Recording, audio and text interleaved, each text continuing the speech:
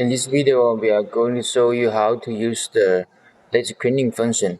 First, we need to remove the welding head and remove the screws. And here's another small tiny screw. You need to release it and take the connector away. And we need to replace another focal length for cleaning because the focal length is different. And then we tighten the screw.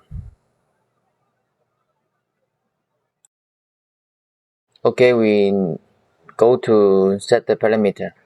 First we click here right down corner and then pop up the password input 1234, enter. Here's pop up, we click the laser cleaning system and then okay. Now it's the cleaning system. Here setting the power and the swimming, here we make it to 10.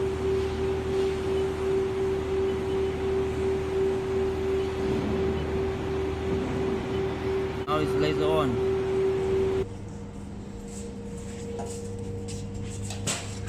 And you can up and down the head to find the right distance for cleaning.